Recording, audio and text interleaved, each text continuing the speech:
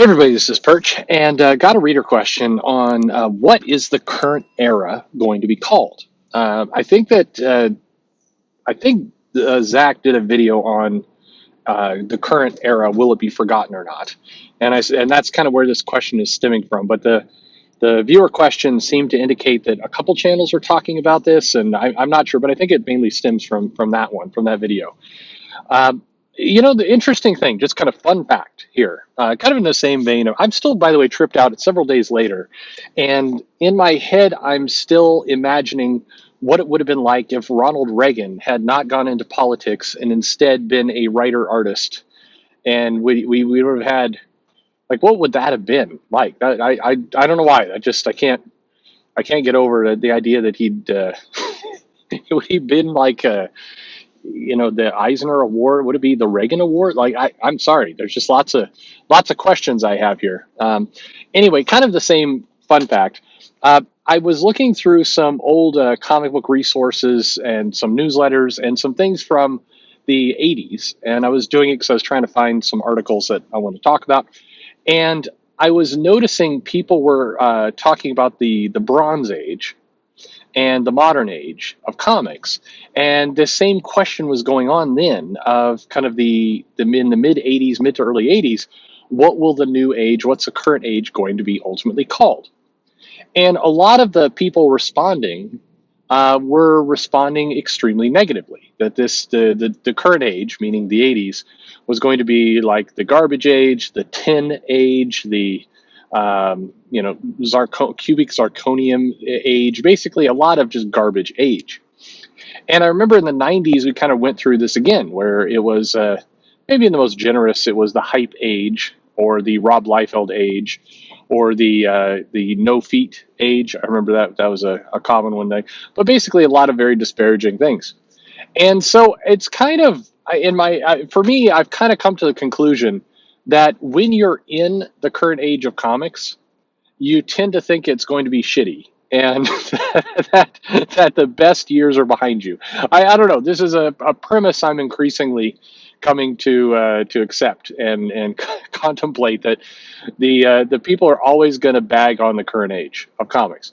And I think I think we've talked about this before. There's a psychological reason for that, and that's that your past, when you're remembering the past, you tend to forget the kind of mildly bad things and boring things. It doesn't register, it doesn't take up memory space for you. So all you remember is either the truly, truly awful things and the amazing things, the good memories. And a lot of people often have fond memories when they first got into comics. So naturally, your view of the past is better than your current, because you're picking up a boring comic for $4 and you're irritated because of the $4 spent. But 20 years from now, you will have forgotten about both the comic and that emotion of paying all this money and getting something that, who cares.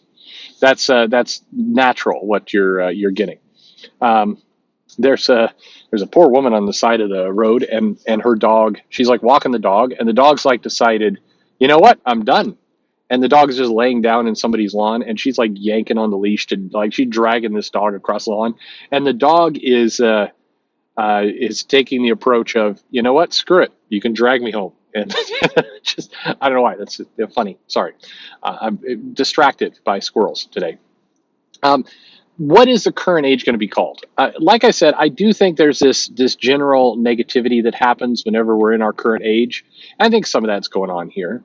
However, I do think that this current age is different from kind of decades past, and I think it's different for a couple reasons.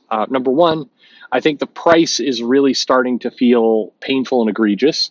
I think that the entertainment options are, comics is playing very much defense against a lot of other opportunities for entertainment, whether they be movies or games or mobile phone distractions or whatever it happens to be. There's a lot of things piled up over comics. It's not in that top three entertainment options for kids anymore. In addition, the comics are arguably not for kids anymore, a lot of them. Manga Scholastic seem to be doing a better job, or at least aiming at that market, whereas the previous people who always had a foothold in kind of that 12 to 18 market, Marvel and DC, increasingly do not. So that's a change.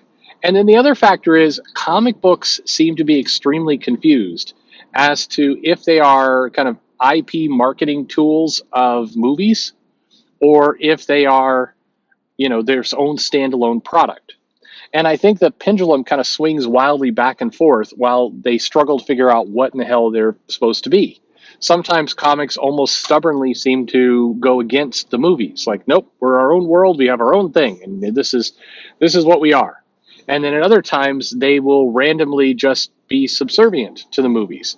And you notice this, like, Marvel comes out with a Black Widow movie and a Shang-Chi movie, an Eternals movie, amazingly. There are now comics for all those things, amazingly. Shang-Chi seems to resemble the movie version way more than he has in years past.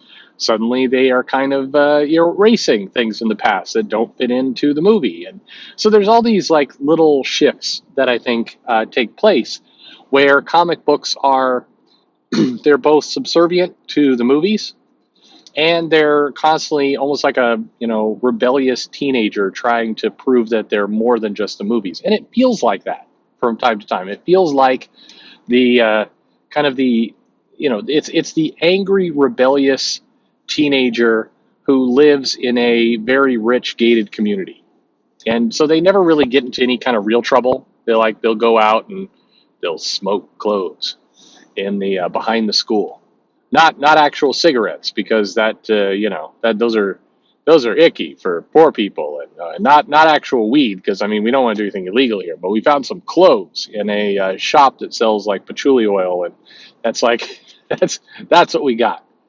That's what in many cases that's how comics, the big two anyway, feel. They feel like this very uncomfortable product sandwiched between the reality that they are an extension of the movie are. They are a fraction of the movie revenue and the attention and the marketing, and they're trying to carve out their own corner, but they can never really get too far. It's like a dog on a leash, like the dog that the woman's dragging down the street. That it's still attached to the leash. So Disney is like dragging the Marvel dog. That analogy's gotten weird. Anyway, I think that this age that we're currently in is going to be very much the marketing age or the IP age or the movie age. I wouldn't be surprised actually, and this would maybe the ultimate FU to comics that anyone could do, is if this current age, we had the golden age, the silver age, the bronze age, if this is called the Hollywood age, where even the very age of comics itself is tied forever to its financial superior to movies, that even its age has lost its identity to the movies. That's where I think that's what I think this is going to be called.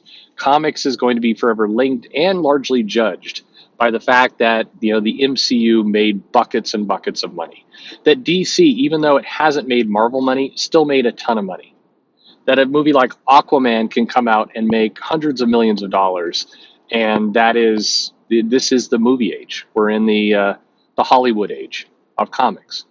That's what that's going to be called. Is that depressing to you? Because it sure as hell is to me. But that is, if you told me to guess, if you told me to predict how it's going to go, I think that's how it's going to go. It's the movie age. It's the Hollywood age. And what comes after this? What's the age after? Because I think in many ways we're doing the work right now to prep that next stage. And in and this is maybe gonna this I'm hating everything I'm saying right now. The next stage could very well be something along the lines of the streaming age or the digital age, the age where comics flips, where digital is the driver, where some of the streaming deals and streaming kind of options, these all-you-can-eat unlimited type things, becomes how comics are defined. This, by the way, people can come in and say, no, no, no, you're an idiot. I don't like what I'm saying right now. I just think that's where we're at. I think that we went from the golden age, the silver age, the bronze age, whatever the hell you call the 90s. There's different people have different things that they like to throw out. I think that we have been living through the Hollywood age, that I think is going to be defined as, I don't know, 2008 or so to 2021, maybe a little bit longer. And I think we're heading into the streaming age, and that's what we got. So that's my answer. I think that's to the question. I think that's where it's going to be called. To the other video that I think that was listing this as the forgotten age.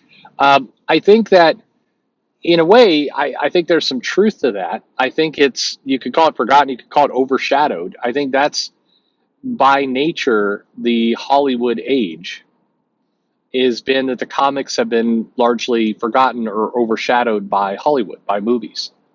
That's the flip that occurred. And I think that, that's what happened. If you think about it in those contexts, again, this is a depressing line of thought to think about.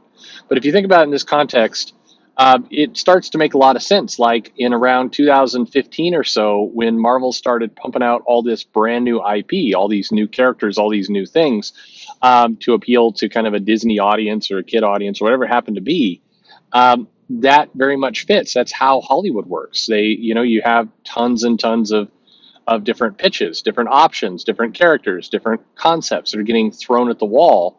Many of them do not make it into being movies and shows, but that's in many ways what the comics became. It's like, hey, we have lots of movie projects, lots of things we want to do, different actors, appealing to different demographics. Quick, diversify the comics, get new people in here, throw some new stuff at the wall. Let's see what happens. And comics, in many ways, became that kind of pitch process, that concept process.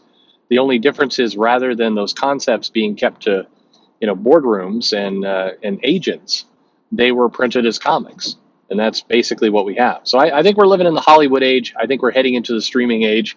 And I think I'm heading into the whiskey age. So thanks for listening.